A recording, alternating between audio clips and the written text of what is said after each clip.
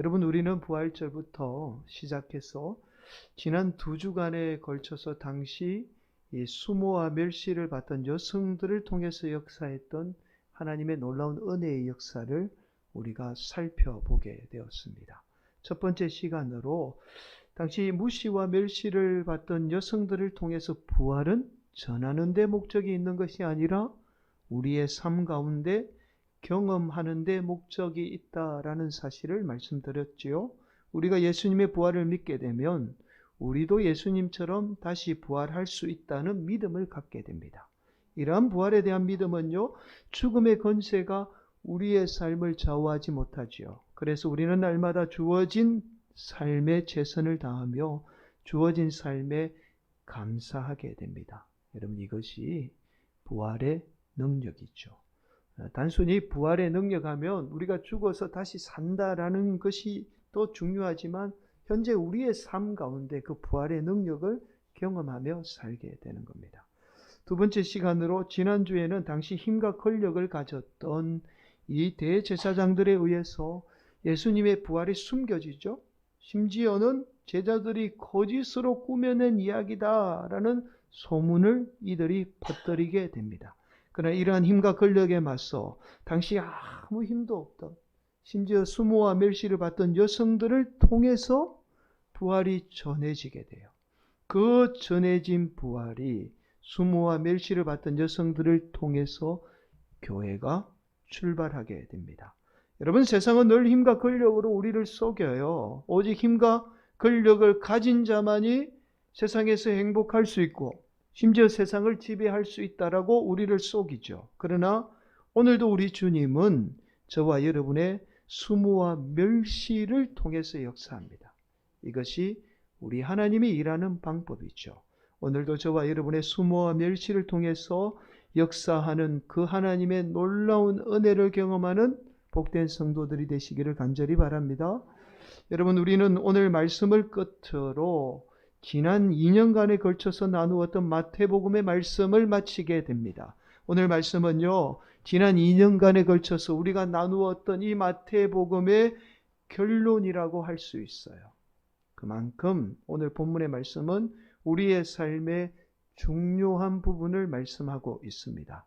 오늘도 주시는 하나님의 말씀을 통해서 우리 성도들이 비록 연약하고 약할지라도 하나님이 주시는 능력으로 세상을 이기는 복된 성도들이 되시기를 간절히 축복합니다. 먼저 16절 말씀은 이렇게 말씀하죠. 11 제자가 갈릴리에 가서 예수께서 지시하신 산에 이르러. 그동안 예수님이 여성들을 통해서 말씀하셨죠. 예수님이 부활하신 후에 갈릴리에서 제자들을 만나게 되리라는 이 말씀을 하셨습니다. 이 말씀을 다시 반복해서 오늘 본문은 말씀하고 있어요. 그러나 오늘 본문 16절은 그 장소가 어떤 장소인지 구체적으로 말씀해요. 바로 예수님이 지시하셨던 갈릴리의 산이라는 사실을 말씀합니다. 여러분, 그렇게 스스로 목숨을 끊은 가룟 유다를 제외한 나머지 11 제자는 예수님이 지시한 이 갈릴리에 있던 산에 오르게 되죠.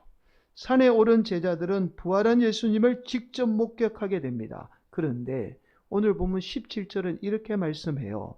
예수님을 배웠고 경배하나 아직도 의심하는 사람들이 있더라. 여러분, 16절에 의하면 분명 11 제자가 예수님이 지시한 갈릴리의 산에 올랐다고 말씀해요. 그런데 이 11 제자 가운데에 예수님의 부활을 목격하고도 여전히 예수님을 의심했던 제자가 있었던 거예요. 여러분, 의심은 사람의 심리 상태라기보다는 일종의 질병에 가까워요. 그래서 의심하는 사람은요, 어떤 사실에 상관없이 무조건 의심부터 합니다. 예수님의 제자들 가운데 이러한 제자가 있었던 거예요. 사실에 상관없이 내가 아무리 눈으로 예수님의 부활을 목격해도 그건 일단 의심해야 돼. 믿을 수 없어 라고 생각했던 제자가 있었던 거예요. 여러분, 아마도 오늘 본문에서 의심하던 제자가 우리가 너무나 잘 아는 요한복음에 나오는 이 도마였을 가능성이 크죠. 도마는 예수님의 제자였지만 예수님의 부활을 끝까지 믿지 않았습니다. 그러자 예수님은 도마에게 특별히 나타나서 예수님의 못자국 난 손과 창에 찔린 옆구리를 직접 만지게 해서 예수님의 부활을 믿게 하죠. 여러분, 그런데 놀라운 사실은 바로 오늘 본문 18절이에요. 18절은 이렇게 말씀합니다. 예수께서 나와 말씀하여 이르시되 하늘과 땅의 모든 권세를 내게 주셨으니, 예수님은 예수님의 부활을 믿지 못하고 의심했던 제자들이나 예수님의 부활을 믿었던 제자들 상관없이 예수님의 부활을 목격하기 위해서 갈릴리 산에 오른 제자들에게 하늘과 땅의 모든 권세를 주게 됩니다. 여기에서 조금 더 관심 있게 살펴보아야 할 것이 바로 권세 가운데는 하늘의 권세와 땅의 권세가 있다는 사실을 말씀해요. 오늘 말씀은 권세를 하늘과 땅의 권세로 둘로 지금 나누고 있는 거죠. 여러분, 하늘의 권세는 오직 예수님으로부터 임합니다. 다른 어떤 것으로부터 임하지 않아요. 오직 예수님으로부터 임하게 되죠. 반면에 땅의 권세는 달라요. 여러분, 땅의 권세 가운데는 사탄 마귀로부터 오는 권세가 있어요. 그래서 요한계시록 13장 4절은 이렇게 말씀하죠. 용이 짐승에게 권세를 주므로 용에게 경배하여 짐승에게 경배하여 이르되 누가 이 짐승과 같으냐? 누가 능히 이와 더불어 싸우리요 하더라. 그러니까 사탄 마귀를 숭배하는 사람은 사탄 마귀로부터 권세가 주어진다라는 말씀이에요. 여러분, 우리가 권세를 가졌다고 해서 다 좋은 게 아니라는 것을 지금 말씀하고 있습니다. 여러분, 땅에 누리는 권세 가운데 사탄 마귀가 주는 권세가 있어요. 그래서 그 권세는요, 오히려 사람들을 해치게 되죠. 여러분, 대부분 땅의 권세는 우리를 사로잡는 권세입니다. 그래서 우리 성도들로 하여금 땅에 매여 살게 하죠. 더 무서운 사실은 바로 땅의 권세에 사로잡혀 더 이상의 것을 바라보지 못합니다. 그래서 우리 성도들로 하나님을 경험하지 못하고 심지어 하늘로부터 오는 권세마저도 누리지 못하게 하는 거죠. 그런데 18절을 조금 더 깊이 있게 살펴보게 되면 18절 말씀이 단순히 하늘과 땅의 권세를 말씀하고 있지 않다는 사실을 우리는 발견하게 됩니다. 오늘 보면 18절은요, 하늘과 땅의 권세라고 말씀하지만 이 말씀은 두 가지 말씀으로 번역할 수 있습니다. 즉, 엔드죠. 하늘과 땅 이렇게 번역할 수 있지만 오알로 번역이 가능해요. 오알이 무슨 말이죠? 하늘의 권세 또는 땅의 권세라는 말씀으로 가능한 말씀이 오늘 본문의 말씀이에요. 즉, 우리가 하늘의 권세로 살 것인가 아니면 땅의 권세로 살 것인가 라는 말씀으로 번역할 수 있는 말씀이 오늘 본문의 말씀입니다.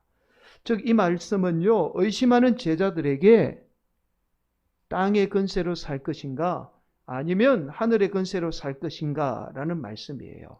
자, 여러분, 우리는 땅의 권세가 아니라 오직 하늘로부터 오는 권세가 임할 때 우리는 모든 민족에게 복음을 전하며 그들을 제자 삼아 세례마저도 베풀게 돼요. 그 말씀이 바로 19절 이어서 말씀이 나옵니다. 19절 이렇게 말씀하죠. 그러므로 너희는 가서 모든 민족을 제자로 삼아 아버지와 아들과 성령의 이름으로 세례를 베풀고, 심지어 마지막 절 20절은 이렇게 말씀하죠. 내가 너희에게 분부한 모든 것을 가르쳐 지키게 하라.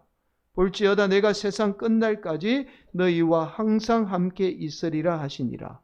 우리 예수님께서 우리에게 가르쳐 주신 말씀을 우리가 지켜 행할 때 우리는 세상 끝날까지 우리 주님이 우리와 함께하는 은혜를 경험하게 되죠.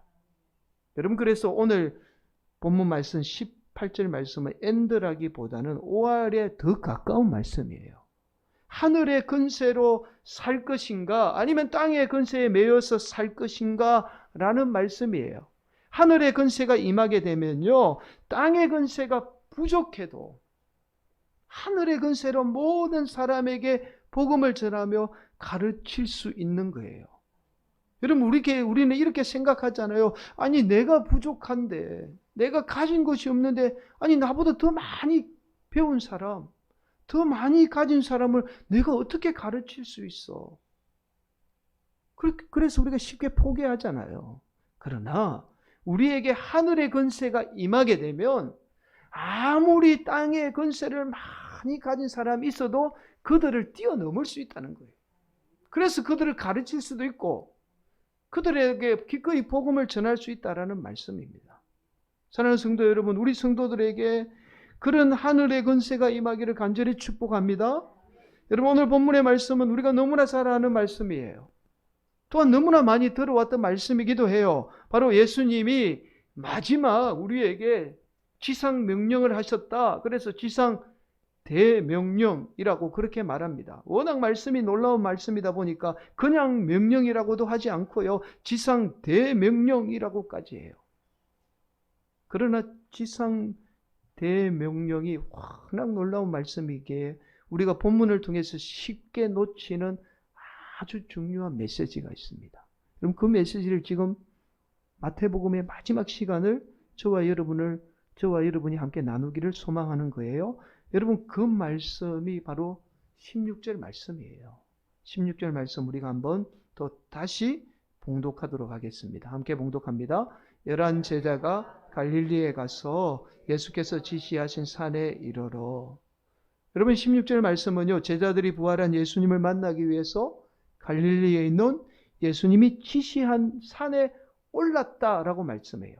여러분, 앞서서 살펴보았듯이 예수님은 제자들에게 부활한 예수님을 만나기 위해서 갈릴리로 가라고 말씀해요. 그런데 오늘 본문에 의하면 갈릴리에 있는 산을 말씀하고 있어요.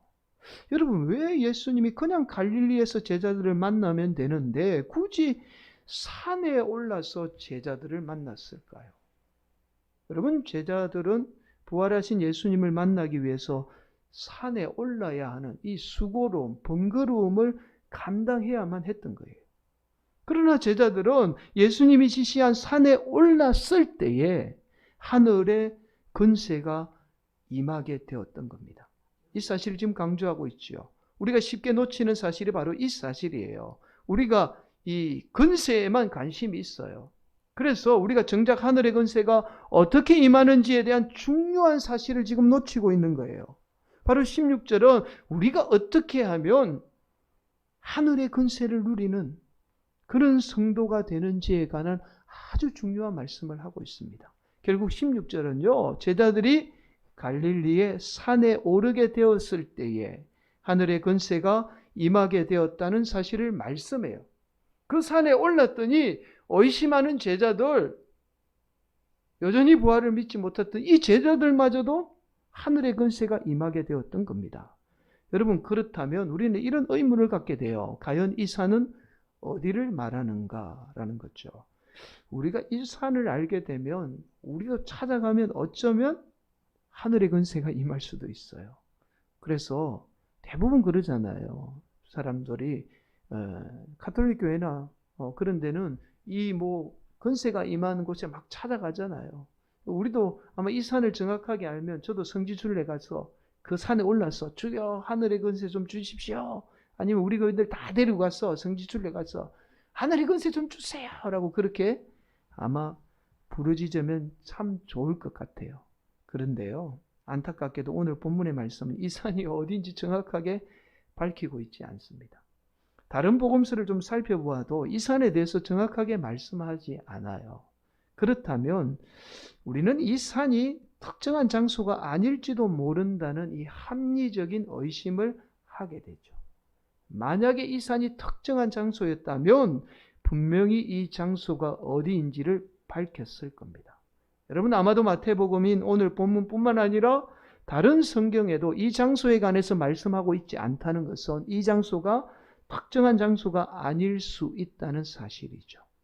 여러분, 결국 오늘 본문에서 말씀하는 산은 특정한 장소라기보다는 산이 나타내는 의미를 지금 말씀하고 있어요. 이해가 되세요? 산이 가졌던 의미를 지금 말씀하고 있는 거예요. 여러분, 오늘 본문에서 말씀하는 산이 무슨 의미인지를 우리가 알기 위해서는 당시 이스라엘 백성들이 가졌던 산에 대한 의미를 우리가 반드시 알아야 합니다. 여러분, 이스라엘 백성들 역사 가운데 가장 대표적인 산이 바로 시내산이에요. 여러분, 출애굽 과정에서 하나님은 이스라엘 백성들에게 특별히 하나님의 말씀을 전하게 됩니다. 이때에 하나님은 그냥 이스라엘 백성들에게 하나님의 말씀을 전한 것이 아니라 이스라엘 백성들의 지도자인 모세를 신의 산에 오르게 해요. 그 말씀이 출애굽기 19장 20절 말씀이죠. 여호와께서 신의 산 곧 그 산 꼭대기에 강림하시고 모세를 그리로 부르시니 모세가 올라가매. 여러분, 신의 산은 꽤 높은 산이에요. 쉽게 오르는 산이 아닙니다. 또 모세는 그 높은 산에 올라가서 얼마 동안 금식하죠? 40일 동안 무려 금식을 하죠. 하나님은 이스라엘 백성들에게 하나님의 말씀을 전하기 위해서 모세를 신의 산에 오르는 수고를 감당하게 해요. 그래서 이스라엘 백성들에게 산은 단순한 산이 아니라 하나님의 말씀이 임하는 특별한 장소였던 거죠. 또한 신약에 오면 산에 대해서 그렇게 많이 언급하지 않습니다. 그러나 우리가 너무나 잘 아는 우리 주님이 우리가 살아가면서 반드시 필요한 아주 중요한 팔복에 관해서 말씀하면서 우리 주님이 산에 오르게 돼요. 우리 주님만 산에 올랐던 것이 아니라 팔복에 관한 8가지의 복에 관한 말씀을 듣기 위해서는 그 말씀을 들었던 사람들도 반드시 주님과 함께 산에 올라야만 했습니다. 그 말씀이 마태복음 5장 1절 말씀이죠. 예수께서 무리를 보시고 산에 올라가 앉으시니 제자들이 나아온지라. 제자들도 산에 오른 거예요. 자, 여러분, 인간에게 필요한 8가지의 복에 관해서 선포할 때도 예수님은 산에 올라서 말씀하게 됐죠. 여러분, 이스라엘 백성들에게 하나님이 무엇인가 특별한 말씀을 전할 때는 인간에게 산에 오르는 수고로움을 요구했다라는 사실을 우리는 알 수 있습니다. 여러분, 결국 오늘 본문의 말씀은 우리가 하늘로부터 임하는 권세를 누리기 위해서는 산에 오르는 수고로움이 반드시 필요하다라는 사실을 말씀해요. 우리가 제자라는 삶을 사는 수고로움이 수반될 때에 여러분, 사실 제자로 사는 것은 쉬운 일이 아니잖아요. 많은 수고와 희생과 노력이 필요합니다. 이러한 산에 오르는 수고로움이 전제될 때에 우리의 삶 가운데 하늘의 권세는 임하게 된다는 사실을 말씀해요. 그냥 우리가 예수 믿는다고 해서 저절로 하늘의 권세가 우리에게 임하는 것이 아니라는 거죠. 여러분, 우리가 하늘의 권세하면 특별한 사람이나 아주 능력 있는 사람이나 목사님들 가운데 기도 많이 한 사람이나 아니면 특별하게 비밀스러운 일을 해야만, 특별한 일을 해야만 우리에게 임한다라고 우리는 알고 있죠. 그러나 그렇지 않아요. 하나님은 저와 여러분을 하나님의 자녀 삼아 주셨습니다. 이미 하나님의 자녀가 되었다는 그 자체만으로도 우리에게 권세가 있죠. 그래서 우리가 특별하거나 특별한 일을 하지 않아도 산에 오르는 이 수고로움만 있으면 얼마든지 하늘의 권세가 임하게 됩니다. 여러분, 마틴 루터가 이 가톨릭 교회가 걸어왔던 이 오류, 잘못을 바로잡기 위해서 오직 믿음으로 구원받는다라는 사실을 외치게 됐죠. 오직 구원은 인간의 수고와 노력이 아닌 하나님의 공로라는 사실을 강조합니다. 여러분, 많이 졸립죠? 네, 잠을 깨우셔야 돼요. 네, 오직 믿음으로 구원받는다는 사실을 외치게 돼요. 이 일이 개신교의 출발을 낳게 됩니다. 그러나 마틴 루터가 외쳤던 믿음으로 구원받는다는 이 외침은 구원뿐만 아니라 개신교 성도들의 모든 삶에까지 영향을 미치게 돼요.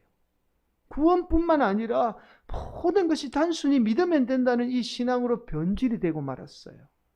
인간의 노력마저도 외면하는 잘못된 신앙으로 변질이 되었습니다. 오직 구원만이 인간의 공로나 노력 없다는 뜻이지 인간의 수고와 노력마저도 필요 없다는 뜻이 아니에요. 여러분, 구원은 오직 믿음으로 받지만 구원 외에 다른 모든 것들은 우리의 수고로움이 반드시 수반되어야 합니다. 오늘날 이러한 잘못된 믿음이 많은 기독교인을 마치 식물인간과 같은 상태로 만들어버렸어요. 땅의 권세에 의해서 억눌려서 복음 받고 싶은데 그 복 받고 싶은 믿음은 있는데 실제로 행하지 못하는 그런 식물인간과 같은 땅의 권세에 억눌려 사는 죽은 신세가 되어버렸다는 거예요. 그래서 야고보 사도는요, 그의 서신을 통해서 초대교회뿐만 아니라 오늘 사는 우리 성도들에게 말씀하죠. 야고보서 2장 17절 말씀. 이와 같이 행함이 없는 믿음은 그 자체가 죽은 것이라. 우리 인간의 수고와 노력이 없는 믿음은 헛된 믿음에 불과하다는 사실을 말씀합니다. 여러분, 오늘 말씀을 듣는 분 가운데 이런 반문을 하는 분이 계실 것 같아요. 목사님, 우리의 수고로움이 수반되어야만이 하늘의 권세가 임하게 된다면 우리가 굳이 예수 믿을 이유가 없지 않습니까? 라는 반문이죠. 여러분, 우리가 이런 반문을 하는 그 자체가 바로 우리가 하늘의 권세를 사모하는 것이 아니라 땅의 권세에 매여 있다는 증거예요. 저와 여러분이 땅의 권세에 매여 있지 않고 하늘의 권세를 사모하면 저와 여러분은 반드시 제자라는 이 산에 오르는 수고로움을 마다하지 않습니다. 왜냐하면 우리 예수님이 저와 여러분을 위해서 십자가를 지고 오르셨던 그 골고다의 희생의 은혜를 깨닫게 되면 저와 여러분은 어떠한 일도 마다하지 않고 산에 오르는 수고로움을 감당하게 됩니다. 사랑하는 성도 여러분, 우리 민족 가운데 대부흥의 세계 역사 가운데 이렇게 예수 잘 믿는 나라가 우리 민족밖에 없어요. 이런 대부흥의 역사와 많은 성도가 오늘날 예수를 믿게 된 것은 그냥 저절로 이루어진 게 아닙니다. 우리 믿음의 선조들이 밤낮으로 모여서 기도하고 예배드리고 심지어 자신이 먹을 것이 없어도 성도들을 위해서 교회를 위해서 기꺼이 희생하며 드렸던 이 많은 물질의 수고로움이 있었기에 오늘날 한국 교회가 존재할 수 있는 거고요. 저와 여러분이 이 자리에 서 있는 거예요. 이 민족이 그렇게 잘 사는 겁니다. 그냥 우리 믿음의 선조들이 믿음만 가지고 이룬 게 아니에요. 우리 믿음의 선조들이 부족해도 약해도 산을 오르는 수고로움을 맞이하지 않았던 겁니다. 그래서 하늘의 권세로 땅의 부족한 것을 이겨내었던 거예요. 오늘날 한국교회는요, 코로나라는 이 재앙으로 인해서 아무런 수고로움조차 하지 않는 식물인간과 같은 죽은 교회가 되고 말았습니다. 성도들이 더 이상 수고로움의 산을 오르려고 하지 않아요. 뭔가 하려고 그러면요, 그냥 안 하려고 그래요. 땅의 권세에 사로잡혀서 더 이상 하늘의 권세를 사모하지 않습니다. 그래서 더욱이 진리를 보지 못해요. 우리로 오직 땅의 권세만 바라보게 하는 거죠. 오늘날 우리의 약한 것만 보게 해서 세상에 땅의 권세가 두려워 보이는 거예요. 그래서 아무것도 할 수 없는 연약한 존재로 살게 하는 겁니다. 사랑하는 성도 여러분, 성도와 교회는 모든 민족을 향해서 복음을 전하고 또한 가르치고 세례를 베푸는 희생과 수고로움이 필요합니다. 그럴 때에 그 성도나 가정 그리고 교회 가운데 하늘의 권세는 임하게 돼요. 그 하늘의 권세로 우리 성도를 세상을 이겨내는 거예요. 여러분, 세계적인 기독교 교육학자인 달라스 신학교의 하워드 핸드릭슨 교수님이 계시죠. 이분이 쓰신 책 가운데 유명한 책이 있어요. 사람을 세우는 사람이라는 책이 있습니다. 이 책에 이 월터라는 사람에 관한 이야기가 나옵니다. 월터는요, 초등학교 학력이 전부였습니다. 그런데 주일학교 교사가 너무 하고 싶은 거예요. 아이를 너무 가르치고 싶은 겁니다. 그래서 당시 주일학교 담당하던 이 부장, 우리는 이제 부장이라 그러지만 외국은 이제 교장이라 그러죠. 교장을 찾아가서 반을 맡겨달라고 간청을 해요. 하지만 주일학교 교장은 아무리 생각해도 초등학교 학력으로는 주일학교 교사를 할 수 없을 것만 같거든요. 그래서 주일학교 교사를 맡길 수가 없었던 겁니다. 그래서 이런저런 핑계로 거절을 하게 돼요. 그런데도 너무 간절하게 찾아와서 이 교장에게 애원을 하니까 이 교장이 조건을 내걸어요. 전도회에 오는 아이들에 한해서 가르쳐도 좋다라는 이 조건을 붙여서 허락을 하게 됩니다. 교장은요, 월터가 전도하다가 포기할 줄 알았던 거예요. 여러분, 당시 오늘날 우리 사회와 비슷하게 청소년들이 교회를 떠나는 그런 시기였거든요. 월터는 기쁜 마음으로 아이들을 전도하기 시작해요. 그러나 아이들은 월터의 말에 흥미를 보이지 않습니다. 그러나 월터는 포기하지 않아요. 아이들과 함께 놀아주기 시작하죠. 함께 구슬치기, 술래잡기 등 아이들과 함께 놀아주는 일부터 시작합니다. 그렇게 월터는 13명의 아이들을 전도하게 돼요. 여러분, 월터가 전도한 13명의 아이 중에 9명은 결손 가정의 자녀예요. 월터는 그런 아이들을 사랑과 열정으로 가르치게 돼요. 놀랍게도 월터의 사랑과 열정으로 가르친 아이들 13명 중에 11명의 아이가 예수님을 전하는 전임 사역자가 돼요. 13명 중에 11명이에요. 그 중에는 세계적인 신학자, 지금까지도 활동하는 목회자, 결손 가정의 자녀들이 대부분 다 예수 믿고 그런 놀라운 자리에 서게 되었던 겁니다. 하워드 핸드릭스 교수님은 이 책에 이렇게 말해요. 이렇게 내가 자신 있게 말할 수 있는 것은 자신도 나도 그들 중에 한 사람이기 때문이다 라고 하워드 핸드릭스 교수님이 사람을 세우는 사람이라는 책에 밝히고 있습니다. 그러니까 하워드 핸드릭스 교수님은 결손 가정의 가정에서 태어나 정말 예수 믿지 않았으면 정말 마약에 손을 대고 그렇게 나쁜 길로 갔을 건데 이 월터라는 사람에 의해서 예수를 믿게 되고 자기가 지금껏 세계적인 신학자가 되었다는 사실을 이 책에서 지금 말하고 있어요. 여러분, 배운 것도 없고 가진 것도 없던 이 월터라는 분에 의해서 많은 영혼들이 그렇게 훌륭한 인물이 되었던 겁니다. 사랑하는 성도 여러분, 우리는 땅의 건세가 좀 부족해도 하늘의 건세는 땅의 건세를 뛰어넘는 능력이 있습니다. 땅의 건세는요, 우리의 부족한 것만 보고 아무것도 할 수 없는 연약한 존재로 살게 합니다. 그러나 저와 여러분이 부족해도 연약해도 산에 오르는 수고로움을 감당만 하게 되면 세상이 감당할 수 없는 하늘의 건세는 저와 여러분 가운데, 우리 성도들 가운데 반드시 임하게 됩니다. 오늘도 우리 성도들이 성도를 위해서, 교회를 위해서 기꺼이 수고로움이라는 산을 올라서 하늘의 건세를 누리는 복된 성도들이 되시기를 예수님의 이름으로 간절히 축원을 드리겠습니다.